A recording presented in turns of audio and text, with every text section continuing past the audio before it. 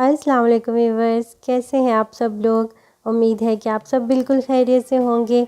आज मैं आपके साथ शेयर करूंगी फ़िश के शामी कबाब बनाने की रेसिपी, जो कि बहुत ही आसानी के साथ बहुत ही कम वक्त में बन जाते हैं और बहुत ही मज़े के बनते हैं।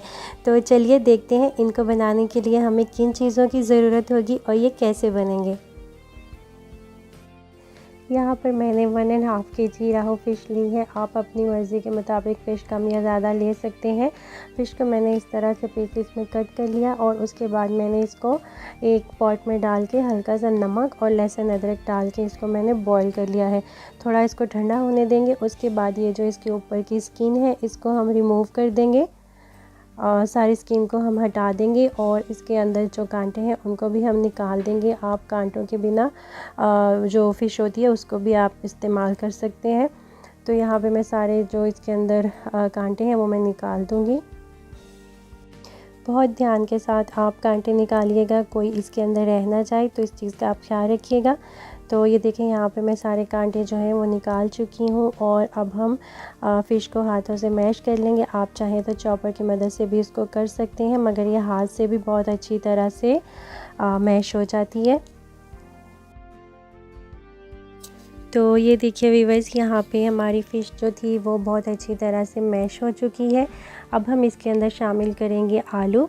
यहाँ पे 2 मीडियम साइज़ के आलू मैंने लिए थे और इनको मैंने बॉईल कर लिया था। थोड़ा ठंडा करने के बाद इसको हम ग्रेट कर लेंगे और ये ग्रेट किए हुए पोटैटो हम इसके अंदर फ़िश के अंदर शामिल कर देंगे।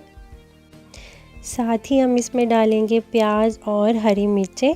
एक मीडियम साइज़ का मैंने प्याज लिया था और 2 मैंने हरी मिर्चें ली थी और इनको मैंने बारीक चॉप कर लिया है। अब वो हम इसके अंदर ऐड कर देंगे।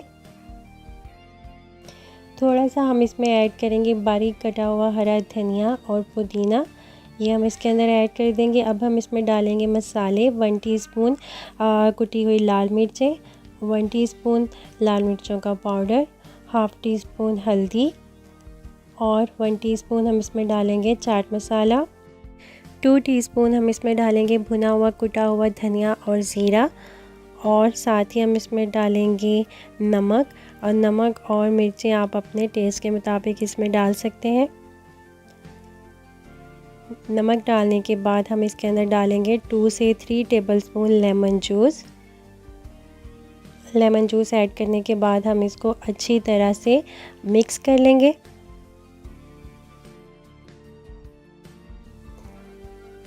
तो व्यूअर्स, यहाँ पे हमारा फ़िश के शामी कबाब का मिक्सचर जो है वो रेडी हो चुका है। अब हम इसके कबाब बना लेंगे।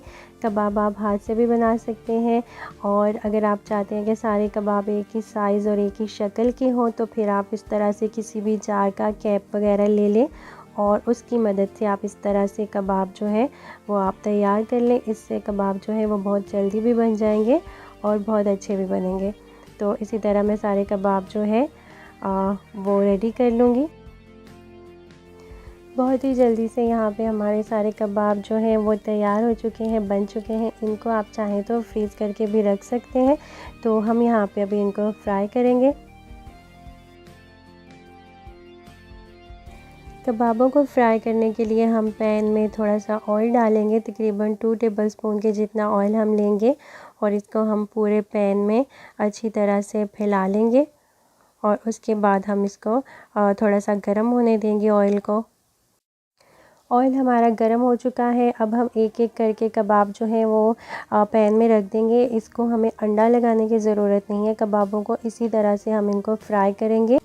फ्लेम को हमने लो टू मीडियम पे रखना है और कबाबों को हमने एक साइड से तकरीबन 1 से 1.5 मिनट के लिए फ्राई करना है और फिर हमने इनको पलट देना है और दूसरी साइड से भी हमने इनको तकरीबन 1 से 1.5 मिनट या फिर जब तक ये इस तरह से लाइट से गोल्डन ना हो जाए तब तक हमने इनको फ्राई कर लेना है।